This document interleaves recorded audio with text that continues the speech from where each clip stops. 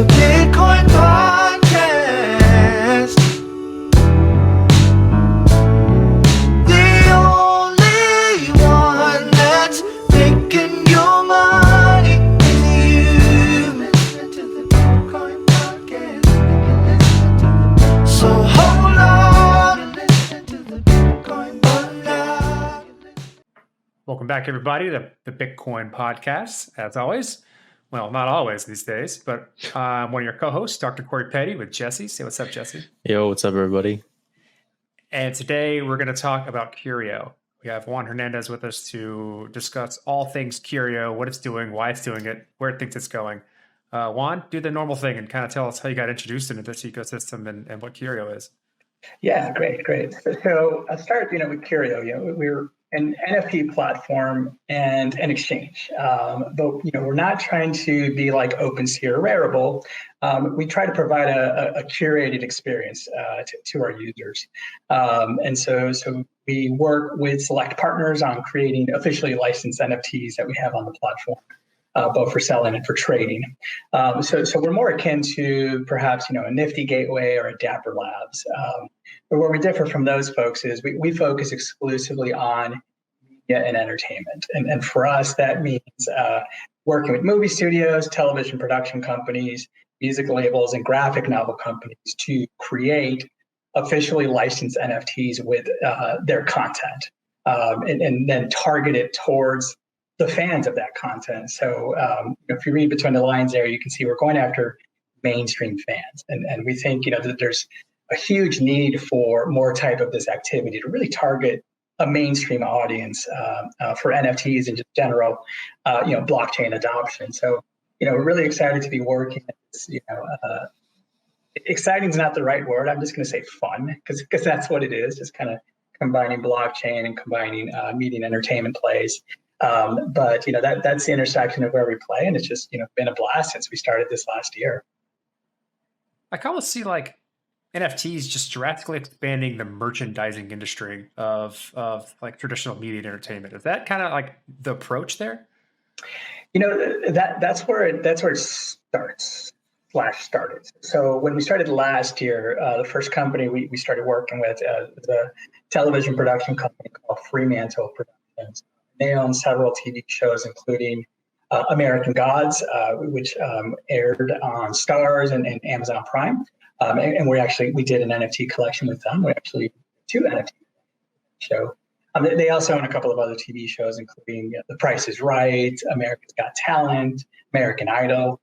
So just a lot of really great TV shows. But when we started working with them, it was very much we slotted along the sort of merchandising / licensing channels because that's where folks from the industries were that was a mindset that they were accustomed to thinking in. And so, the NFTs started out as just sort of a digital merchandising play. But where we quickly took it collectively was thinking beyond just, of the NFT just like as a digital Beanie Baby and thinking about an NFT as a passport or a key to unlocking new digital experiences. Because if all you're doing is using the NFT as a Beanie Baby, you're really not taking full advantage of what the technology has to offer, namely that two-way connectivity, right? Where the fan can connect with the content owner directly, and the content owner can connect directly with the fan, and you can have a conversation, a two-way street there to sort of be able to push and pull content back and forth. And so, we challenge Fremantle and our other brand partners as well to think beyond just a static object, a static collectible, and think about, what sort of new digital experiences can be offered through this channel. And we try to be selective with our partners, and to date, they've all really, risen to that challenge and said, okay, what else can we do with this? So, for example, one of our upcoming drops, it's with a musical artist named Young Bae, who does a lot of graphic novel collaborations. And so we have an NFT collection for his graphic novel, but Young Bae is providing a private DJ set to NFT holders. And so you start layering, those digital experiences on top of the NFT, and it really starts to shift the paradigm of how people think about NFTs today. I have a question for you, Juan. Yeah. How do you ensure like legal ownership over merchandise associated with an NFT, or like how do you guarantee legal rights associated with NFT relationships you're setting up? Yeah, we work directly with the IP owners. So in the case of TV shows, we work with the producing company behind it, or with movies, we work with the movie studios. Graphic novels, we work directly with publishing companies.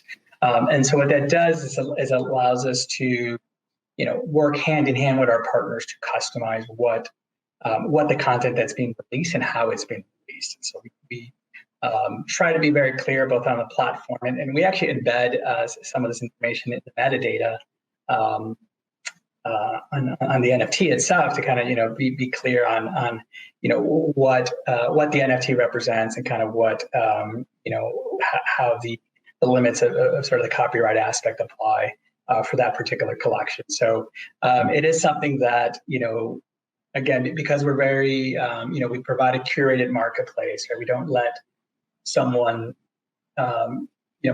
we don't allow someone to mint an NFT that perhaps of a brand that they enjoy. We try to work directly with the content owners to ensure that there's not any grayness in terms of copyright law. Let me try and rephrase that in my head. So you're working with relatively big names about how they can improve the engagement of their products, kind of layer different offerings based on that engagement. So for a given graphic novel, as your instance, you can release a set of NFTs, and based on ownership of those NFTs, you have exclusive offerings based on a private DJ set, right? Things like that, right. Which really enhances the experience of people who are consuming the initial content and then getting secondary content from it after that. And then you have baked in kind of rights to ownership of those types of things. What I'm ignorant to this is, say for in the concept of a merger acquisition from the larger IP owners. Is that something that usually transitions? Or can they shut that off and say we're not doing that anymore? And so potentially an owner of an NFT in their wallet is just shut off from that exclusive content. And would that happen beforehand if in some other circumstance?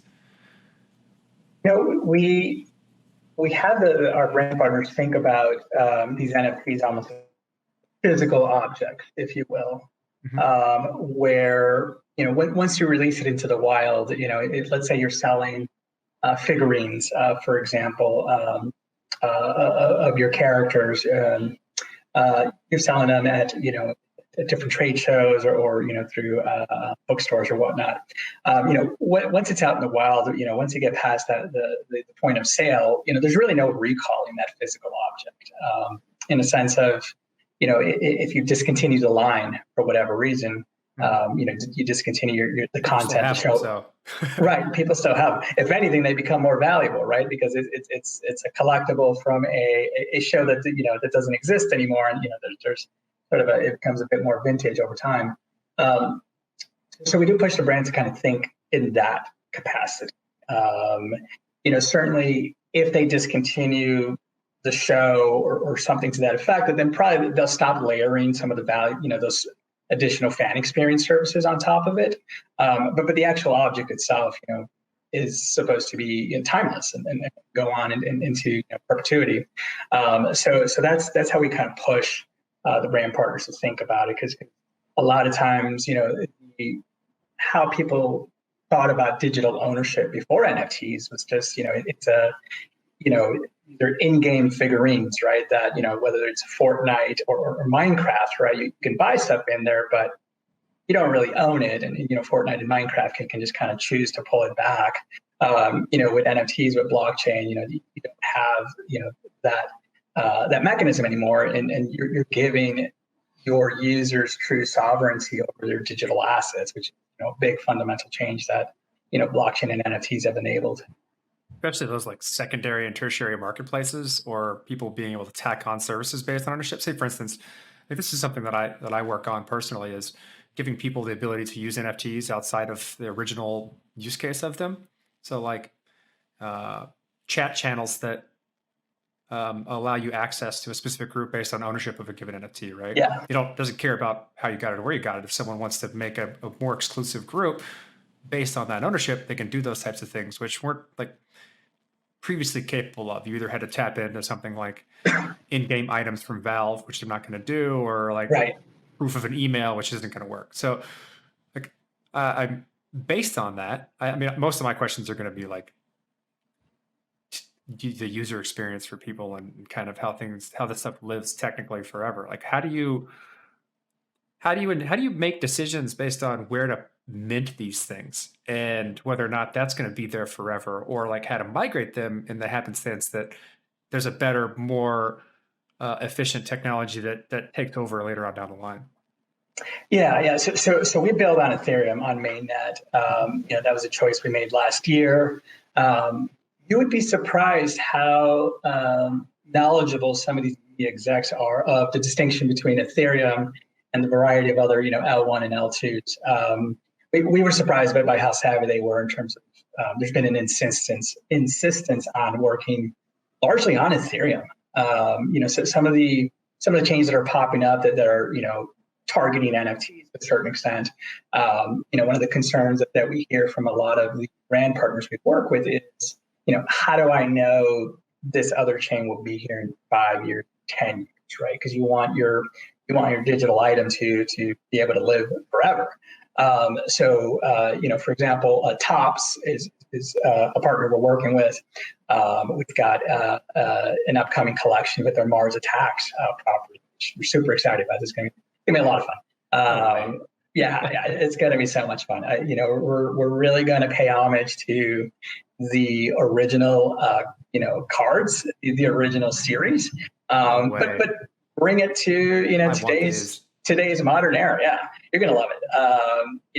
So it's a lot of what we do. We really try to stay true to what hardcore fans would actually expect. And then, obviously bring it forward, with the technology into the blockchain world. But Topps, for example, they sell a lot of baseball cards, for example, and those cards are meant to be timeless, right? I should be able to pass on my most prized baseball card, which is just a Kirby Puckett rookie card, which is not terribly exciting, but I should be able to pass that down to my daughter, and she should be able to pass that down to her daughters. So these are meant to be timeless instruments, and blockchain adds that new sort of complexity of, okay, is the chain I'm building on going to be here in 10 years, 20 years, 100 years? And so that's certainly been something that's been top of mind with a lot of our partners. So they are pushing very heavily for Ethereum. We've chosen to primarily build there. We've got some L2 partners we're working with, but by and large, we try to stay kind of on the place where it's going to have maximum interoperability.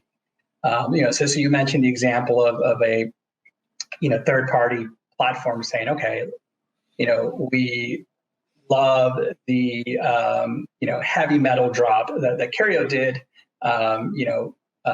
recently, and we'd like to target fans of heavy metal with our product or service, and so they can provide ancillary benefits to all heavy metal NFT owners, and they can easily verify that on chain because Ethereum is just sort of this open ledger, and so we want that full interoperability and that full interaction that can happen at the community level, where anyone can choose to set up on Decentraland, set up a little gallery for heavy metal fans, and you need a heavy metal NFT to get in there. So, that's something we want to be able to have our NFTs live anywhere in the metaverse that, not just that we know of today, but the things that, pop up over the next 6 to 12 months, we want to ensure that our NFTs are capable of working across all these different instances.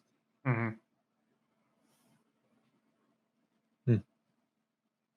Yes, you got something? I got questions for days. Yeah. So I guess more specifically, like you probably know of projects like Filecoin, Geo, or whatever. Are you guys leveraging any of those places to store the NFTs long term? Yes.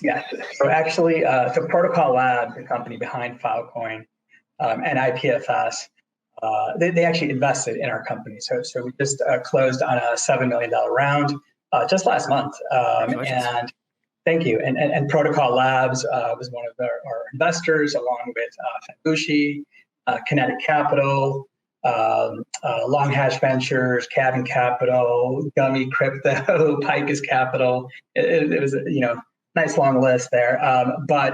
So we're working with the Protocol Labs team on a couple of specific use cases around working with our brand partners on releasing doing things like releasing songs, for example.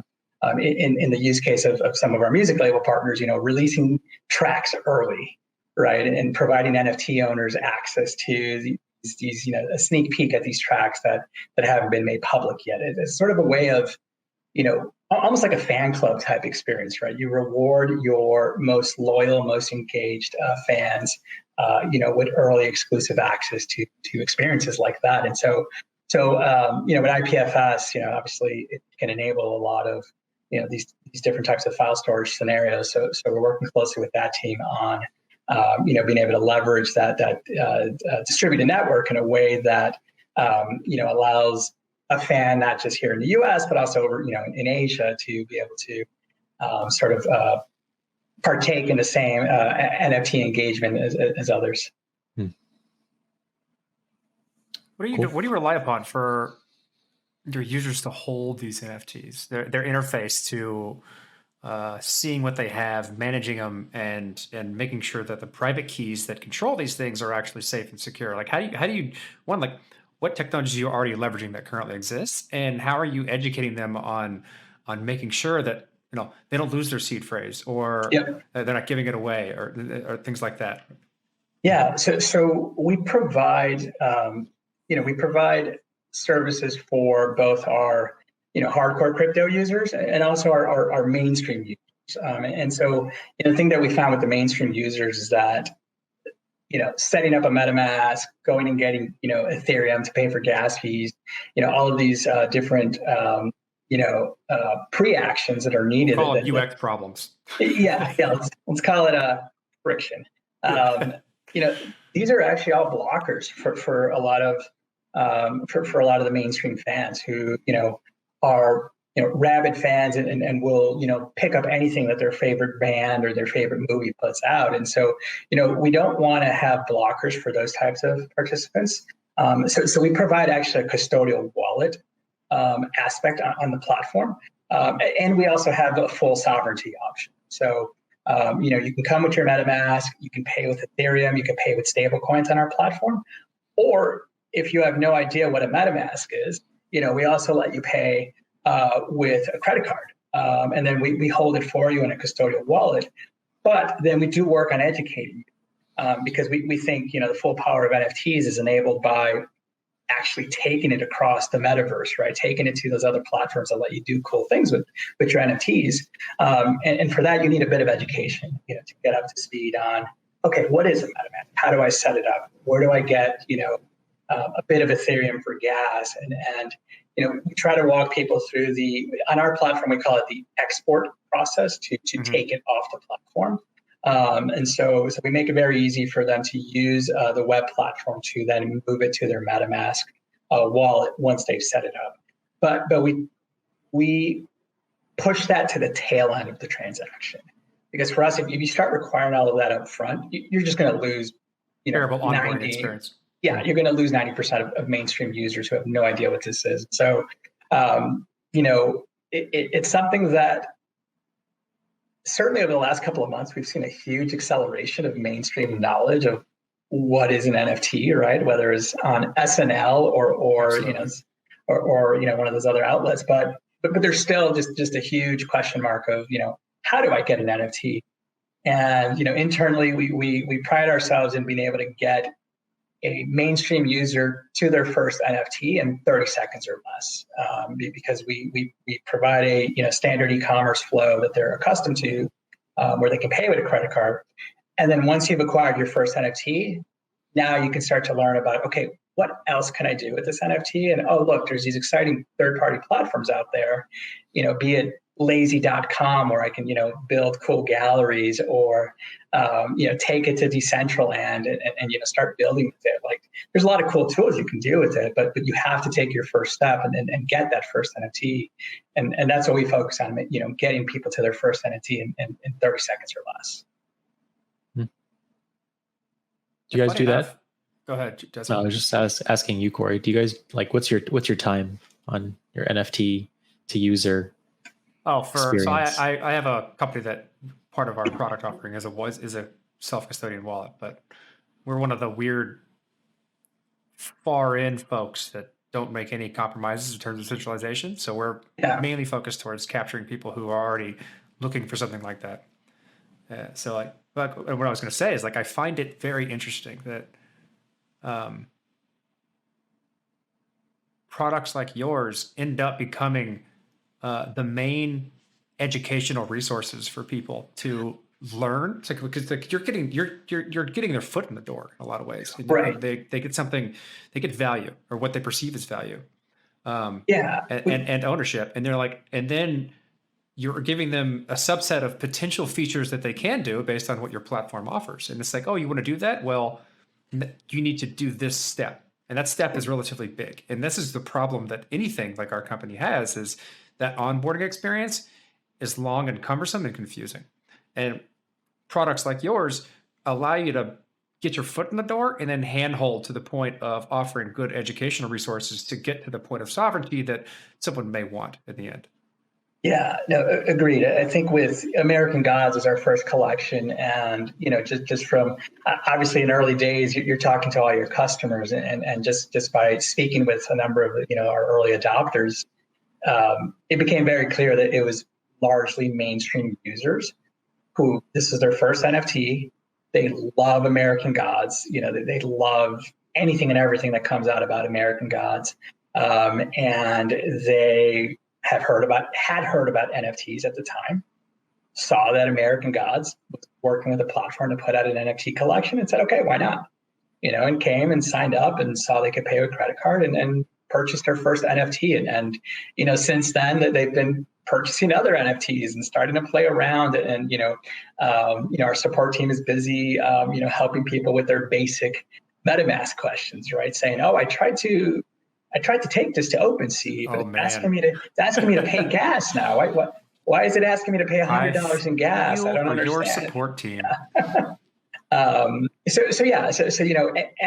Anecdotally, I mean, we've done surveys of our user base, but anecdotally, we're seeing a roughly half and half split of mainstream versus crypto folks, and as I mentioned, we've done sort of a qualitative survey.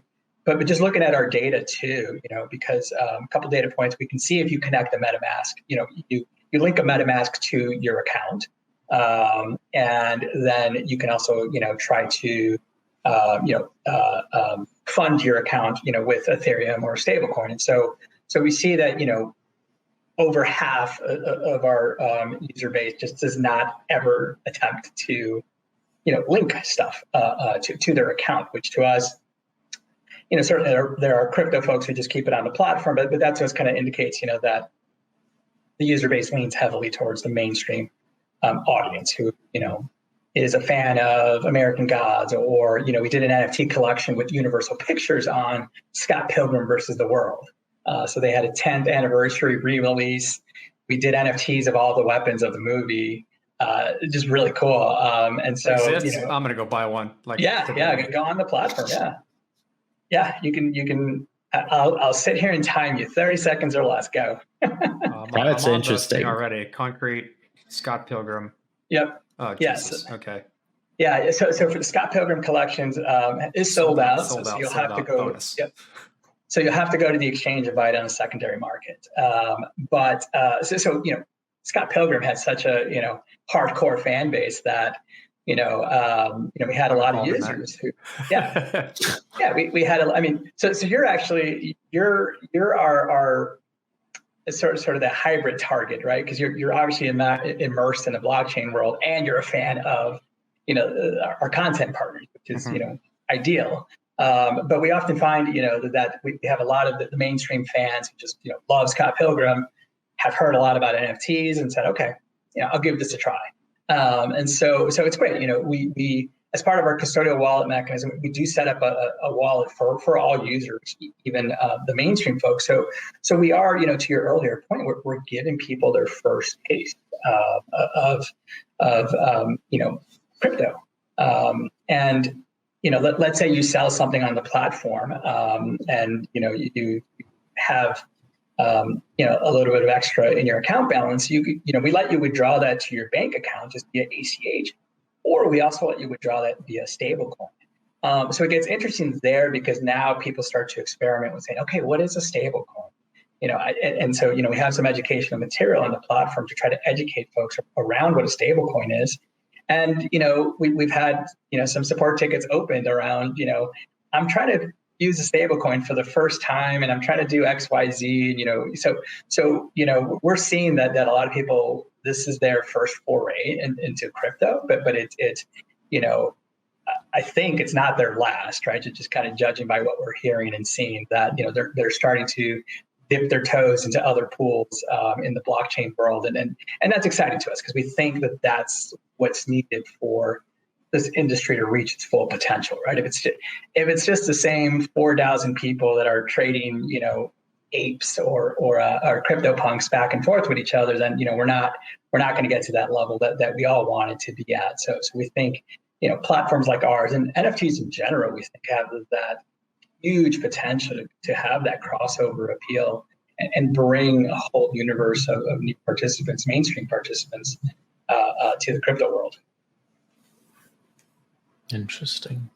I definitely argue that. Go ahead, Jesse. No, I was going to ask, like, how do the people who like purchase NFTs on your platform, do you kind of like have like a sense of how they feel afterwards? Like, do they feel happy that they purchased the merchandise? And demographics, I'm just curious. Like, what are the demographics Would looking you say like? no if that's the case? Would you? Yeah, I mean, I guess for the most part, people tell us yes. I'm trying to think, like, you're right. What they tell us no. I guess a no would be if we like just never hear from someone ever again, right? I guess that's a no, right? If they just walk away unimpressed.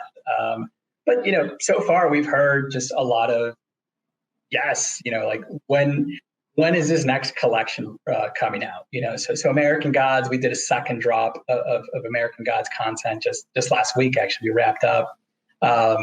There were some characters that were not part of the first collection that people were asking a lot about. In particular, a character named Mr. World that people really wanted to see. So we included that character in a second collection. So typically that's the kind of feedback we get. We get a lot of requests for we're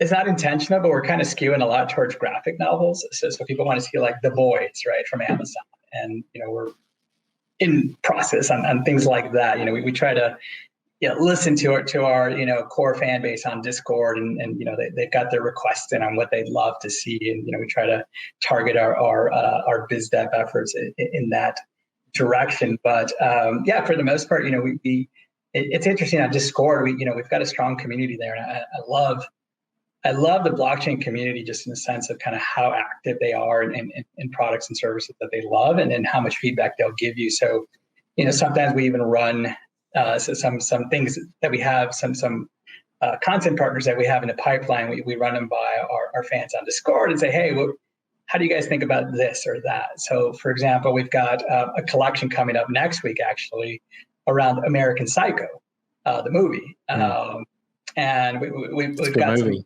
That could get weird. That collection can get real quick. Yeah. We've got a couple of fun things in that collection.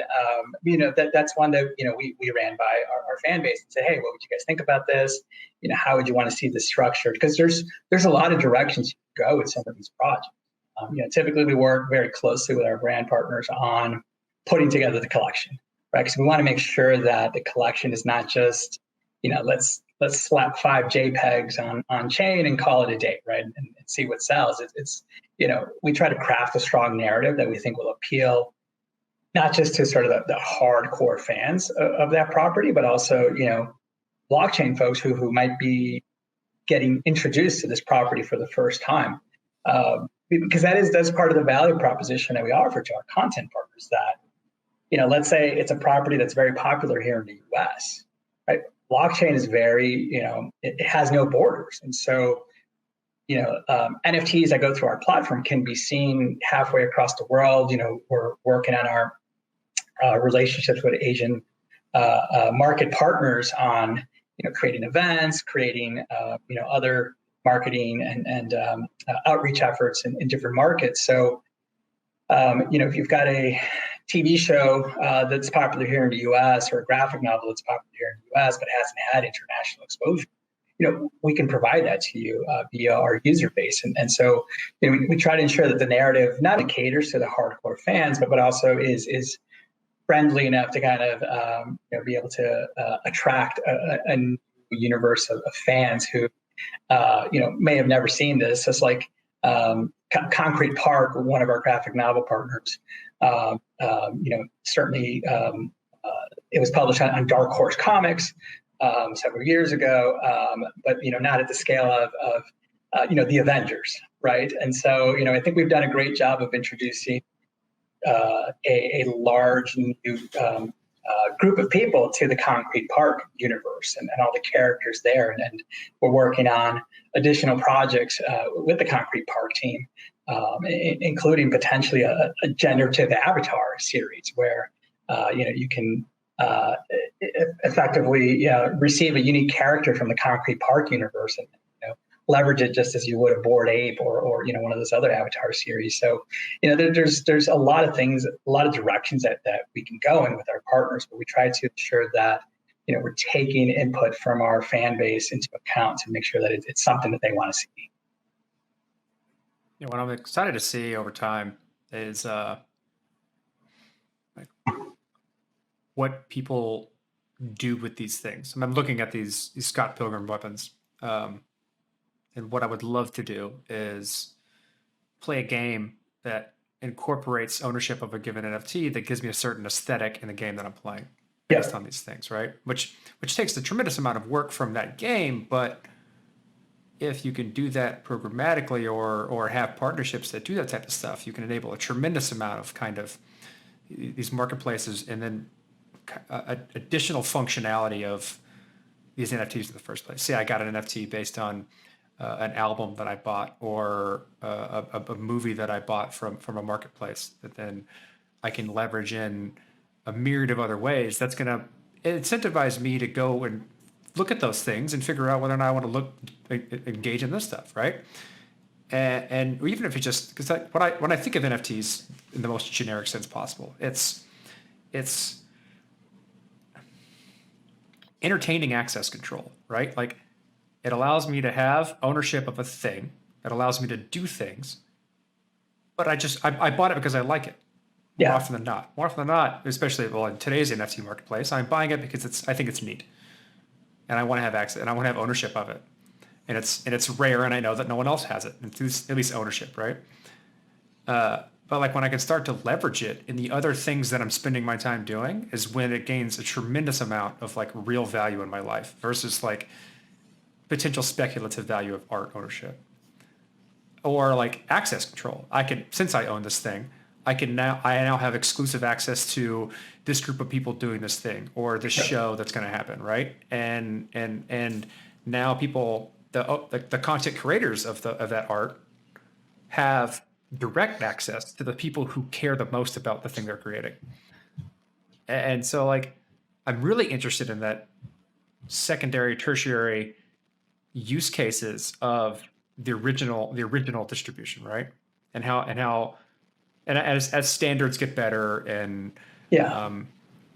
what types of metadata fields are inside of it and how that then gets leveraged by other parties. When that stuff gets better and better and better, which is what companies like you are kind of pushing towards, and as you distribute these things, you're going to start to see a lot of that stuff start to happen. It's really exciting. Yeah, I agree. I think that some of the secondary, tertiary benefits right now are very binary in terms of access, right? So essential and maybe like You know what I mean? Like it's I bought it because it's cool, and now that I know who has it, I'm going to give them access to a show or something like that. Right. It's very binary. Either you have the NFT or you don't, and as a result of that, you either gain access to a space in Decentraland, you gain access to a private Discord channel, you gain access to private room somewhere online. I think even offline, we're with Comic Cons kind of spinning up again in the fall, and the pandemic hopefully easing entirely. Some of the use cases we're working on are allowing for the NFT to serve as a backstage pass or as access to exclusive meet and greets at some of these physical events. But even there, to your point, it's very basic. It's either you have it or you don't. And I think where it gets interesting once sort of the metadata standards evolve is almost if there's like a usage element within it. So maybe there are 10 instances or 10 usages, you can use the NFT for, and then once it gets depleted, maybe you have to sell it for it to get replenished or things like that, where it starts to get really interesting. Some of the different dynamics and game elements you can start to incorporate, not just online, but also offline in terms of different fan experiences. So those are things we're looking at, but they are, there needs to be a lot of coordination across, different third-party platforms for some of this stuff to work. But I think it's just a matter of time, especially because, the line between offline and online events or experiences starts to blur a bit more with AR, VR tools as well. I think you're going to start to see NFTs, get leveraged a lot more to unlock, unique digital experiences across the board. We were actually talking with Vinay Gupta, who does with the Materium platform. And he works with William Shatner on selling a bunch of memorabilia and things like that, right? And so a part of his play is this kind of large celebrity memorabilia marketplace. And he's saying that like part of the comments in that episode was basically saying like crypto conferences are going to get a lot weirder in the near future. Yeah. Because people are like, it's going to be pimping NFTs, and as AR starts to become a thing, you're going to have like digital representations in AR at the place based on the wares people are trying to get out, right? Yeah. And then tagging a physical item with a digital representation as an NFT will then start to kind of become this like swap meet scenario in a crypto conference. And don't get me wrong, crypto conferences have always been weird. But a little bit, yeah. Bring that stuff in and like the fanaticism of some of the people behind buying and moving this type of stuff, it's going to get real interesting and at least like entertaining, right? Yeah. Real weird. Yeah. You're going to see. I look forward to it. I think it's awesome. Yeah. No. We think it's absolutely moving in that direction. So a lot of it sounds like you just you guys are looking at the platform right now or earlier. You'll see we do a lot with 3D. We use this technology called Webgl, which is a open source standard. It pretty much it works on every browser out there. So we made a strategic decision early on not to like force you to download an app because I think everyone has too many apps and again you're creating more friction. So we wanted to ensure that our NFTs kind of have that full 3D look and feel that can work in any browser, including your phone. Actually, I think mobile. There's older versions of mobile Safari where it doesn't work, but I think. Safari is starting to quickly become the new Internet Explorer. But for us, that's really important to be able to have what I like to call that tactile experience with your NFTs, because otherwise you're just looking at a picture that sits on your computer, and we still need more tools built out across the ecosystem to like add a lot more of that fun, that fun element of, for example, being able to, pick up a baseball card in your hand or some other object and, look at it from all angles and show it off to your friends in person. And so, we try to do a lot with 3D modeling because we think that gives that tactile experience in the browser. And then obviously makes it fun to just show it off, right? To show it off on social, to create galleries. Showing off is a very big market. Yeah, flexing. It's all about flexing in the collectibles. Nerds flexing. Yeah, nerds flexing. Yeah, that's an oxymoron if I've ever heard one. I'd say nerds flexing is a larger market than non-nerds flexing, because they're gonna be spending a lot of money on things that are very obscure. Yeah. Yep. So yeah, there's a lot there, and so we're definitely still in early days, and that's what's really fun and exciting, for us at Curio, that there's a lot of infrastructure that still needs to be built, and when we're working on building a good amount of it. There's just a lot of basic tools and services that aren't there yet, and it's a lot of fun being at the forefront of that, and kind of redefining what fandom means and what it means to own your fandom and truly have that sense of I belong to this community because I own a part of the community. So it's overall just been a fun ride, and we're super excited to keep it going. So I kind of wanted to wrap, but that brought another question to my mind that I think I would like to bring up, and that is, like, if I think about what Curio is in the ecosystem, you're a service provider to content creators and IP owners on tokenizing their IP and distributing it to the people who'd like to have it. And so, like, you're saying, like, you want to do this, like, these are the services we provide. How do we figure out how to maybe come up with drops or collections of NFTs and to distribute them to your users and get them to interact with it in some way, shape, or form? That means that, like, you're abstracting a lot of the technological mess that other marketplaces either defer to their users, and your audience isn't generally going after. So how are you positioning yourself to abstract that away, that keeps up with the times and guarantees that, like, it's going to be like, how are you keeping up with things? The space moves so fast. It does, yeah. How are you trying to make sure that you're delivering things at the current level of tech while with like a reasonable level of security and usability for the end users? Like, how do you position yourselves in that kind of in between marketplace of I'm catering to people who have quality content with serious fans, and still be useful to the strong crypto nerds like ourselves? Yeah, initially right now we're doing a lot of handholding, 100%, because we're bringing some of these bigger content partners into this metaverse, the blockchain universe, and that requires a lot of handholding, not just to get them comfortable with the process and kind of how NFTs work, but also to ensure that they're putting out good NFT collections, because I think we've all seen NFT collections go wrong, where it's clear, the company just, they don't exist. Everything always just goes up. Yeah. Well, yeah, that too. But for us, it's again, it's around the narrative and around the content itself. So we do a lot of handholding there to ensure that our content partners are comfortable and they're putting forward a strong collection that's going to resonate with not just their core fan base, but new fans.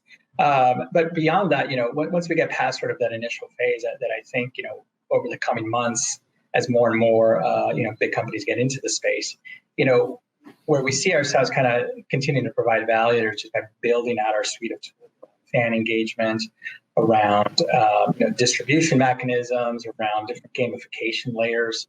That's where we see ourselves playing largely, and really providing our partners with the tools that they need to almost self-serve at a certain point once they get comfortable with this environment and have a good sense and a good cadence on NFT collections.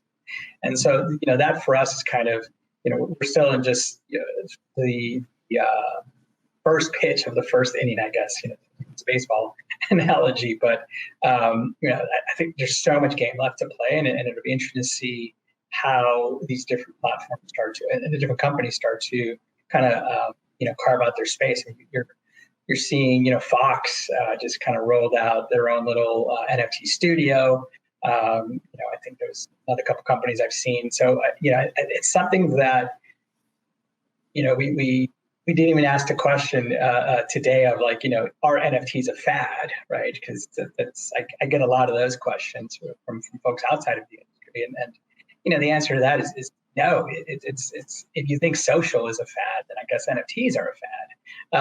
It's not going away. It's a new channel for fan engagement, fan acquisition, fan retention, and longer term a distribution channel for a lot of content creators. So yeah, I think again, it's just early days, and then a lot of stuff left to build. Yes, you got anything else? No, not really. I guess, well, great. I mean, how do people reach out? How do people contact you, learn more, start, playing with the platform?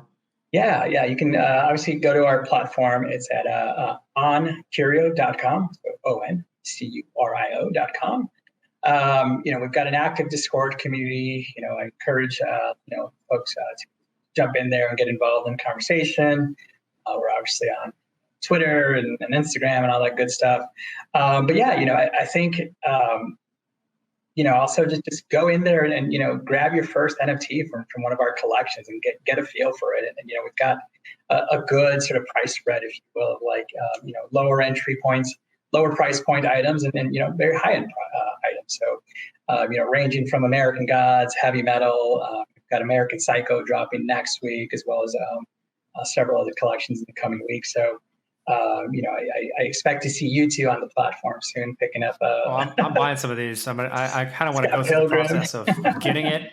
I want to secure it with fiat, and then on-ramp it to my own custodial wallet and see what that process is like for companies now. Because I spend so much time in the hardcore crypto arena that I'm curious to see what like the kind of the modern on-ramps. I would consider you an on-ramp to this ecosystem in a lot of ways. That's fair. How that operates, how fluid it is, and then how to transition those things into the deeper and deeper and deeper aspects of this industry. We got a few more like trademark questions we ask. So Jesse, hit him with that one, and I'll hit him with the last one. All right. So my trademark question is what you do actually difficult? In the sense as it pertains to trademark? Any sense of how you want to perceive the word or interpret the word difficult? Yeah, I think there's a needle you have to thread to kind of navigate both these worlds, right? Because you need to stay true both to the content partners that we work with, who obviously are very protective of their IP, while at the same time staying true to their hardcore fans and the blockchain universe, right? I think we've seen a lot of NFT drops fall really flat when people think that, hey, if I just slap anything on chain, someone's going to buy it. I think maybe that was true in its heyday back in February or March when we were at peak NFT, but that's not the case today. And so we're not the first NFT platform, obviously. There are others who also focus on media and entertainment, but I think the approach that we take is very unique, and I think that's a competitive advantage. So there are barriers to entry there, and that makes what we do hard. But certainly it's not something that we rest in our laurels and say, okay, we've got some good relationships and we've had a couple successes. Let's just keep doing what we're doing and just kind of write off into perpetuity. I think we're constantly pushing, trying to push the envelope on like what's possible, what can be done. That's both stays true to the decentralized ethos of the space, but also acknowledges that there's still some gaps in kind of how people can onboard. There's friction in the experience that we're trying to smooth over. So there, yeah, I think we're building new tools both on chain and off chain that I think again create additional barriers that make it harder to do what we do. Good answer. I like it. Last but not least, in 10 words or less, can you describe blockchain? In 10 words or less, it is a very expensive and inefficient public database. Good answer. Public spreadsheet. Let me revise it. Public spreadsheet. A database implies advanced capabilities. No, it's a very expensive and public spreadsheet and inefficient. I agree. Yeah. I agree. so hard. I think I've called it like the world's slowest and most expensive computer. Like, Yeah, exactly. So I'm glad we're in agreement there. All right. Well, thanks for coming on the show, and I look forward to buying some of these Mars attacks here. I'm looking at them. So yeah. We would love your feedback. Honestly, we'd love to hear. I'll have feedback. I'll have feedback. For sure. Yeah, not just from like mainstream folks. This is their first time, experiencing crypto, but also like, experienced folks like yourself who, have probably gone through, 20, 30, 50 different platforms and onboarded a number of different ways. I'd like to think ours is some of the smoothest, and we've gotten that feedback, but any constructive feedback is always helpful. Of course. I say constructive. All right. Thanks.